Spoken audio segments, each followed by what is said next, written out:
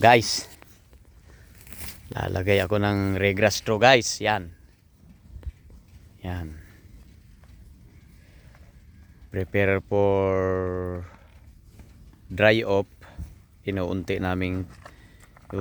naming pinapakain ng straw para bumaba na yung gatas nila. Pero tamo guys, ang dami pa ring damo. Oh. Dami pa ring damo dito. Ayun no guys, sa panahong ito 3-1 pa rin ang aking cover dito. Itong ginigrace nila, ito bawas na kasi nakainan na. Pero nung last plate meter ko guys, 3-1. Yeah guys, yan sila ang mga baalaga ko. Yan. Yan.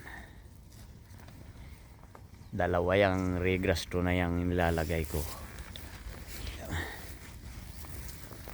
para maano guys, kumbaga ay transition.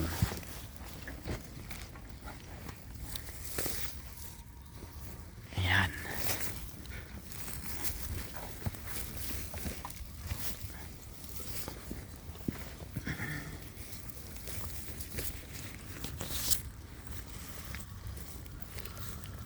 Ayan guys.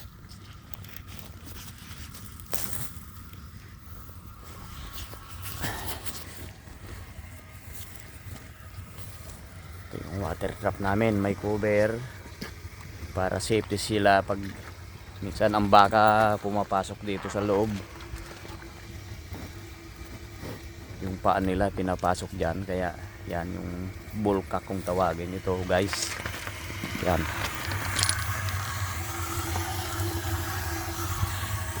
Itong bidyong ito ay para sa mga ano lang, gustong pumunta ng New Zealand. Ito yung may experience nila. Yan, ito yung tinatawag na bulkak. Pag bumababa yung tubig, yun, nagre-repel siya po sa automatic. Pag tumas na yung tubig, yan, nag-stop.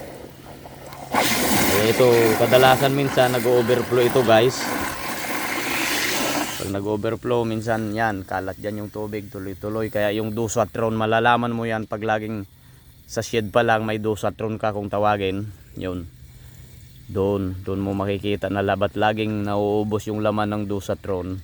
So ibig sabihin dito, nag-overflow dito guys. May water trap ito kung tawagin. Water trap. May nag-overflow water trap. O di kaya may leak ang linya ng tubig papunta dito. Yun lang guys, yun yung mga basic lang guys na kung gusto nyong matutunan dito, yung mga gusto pang pumunta dito ng New Zealand. Yan lang guys.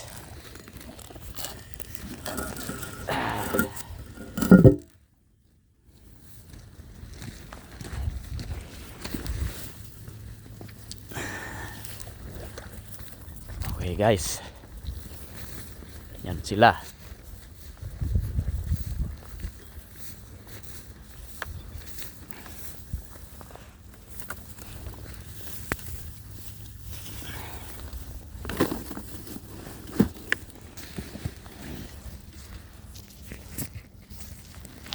Tayo'y ilalak na natin sila. Bago ka umalis guys, yan ang importante, i-check yung water trap at tingnan yung mga baka guys kung mayroong yung health nila o lahat sila ayos. Ikutan lang guys kung may makita kang mahina or may mag-down. Kahit sa panahong ito, kailangan i-check mo lagi yung herd mo. Yan, bago ka umuwi, para kinaumagahan sureball ka na walang problema, hindi ma-delay yung oras mo sa pag-milking. Yan, ito lang yung mga ginagawa guys. Yan, so guys, so daming damo. May silage pa ito guys na ibinigay. Tamo guys, so busog na sila. Kasi yung break nilang ito guys, 24 hours break guys. Ayaw ng boss ko na mag 12 hours break. Gusto niya 24 hours break. Dahil may rason siya na gusto niya yung baka. Mayroon kasing tinatawag sila na alas 10 ng gabi yung grass daw ay naglalabas ng sugar pag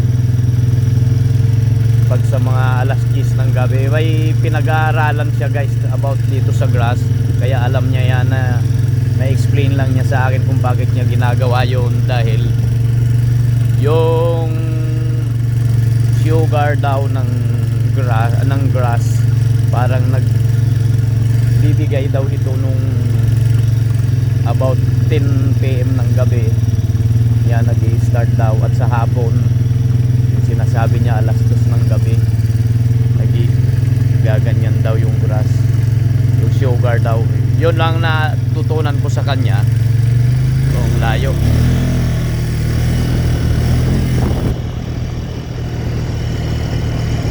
Guys,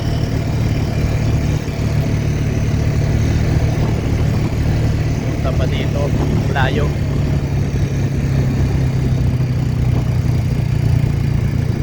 Hiya. Just.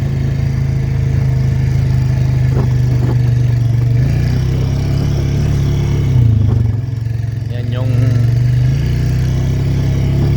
titingnan nyo kung hindi mo siya malakat. Minsan kasi yung harap ng yard, minsan natalon yung harap ng paddock.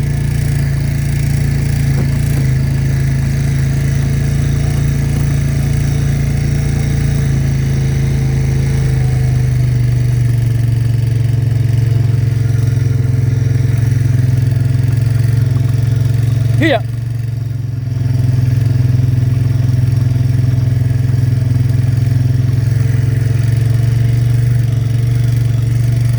So guys, so nag-i-start na silang tumataas yung nag-race nila. Oh. Yan. Mabilis palalo pag umulan bago umaraw, ang bilis tumaas ang damo. Tapos ni-urea pa ito guys.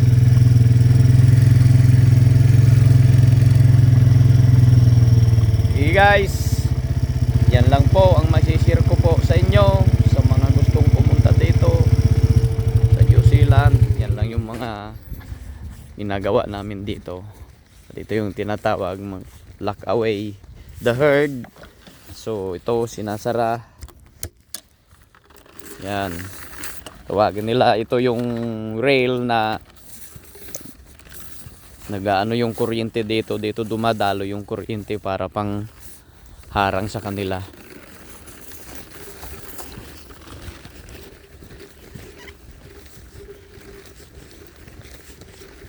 Yan. So guys,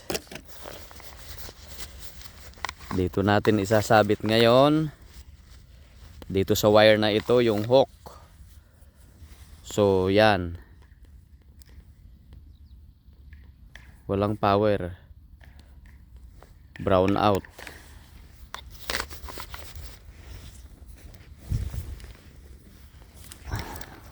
Brown out ngayon, walang power guys.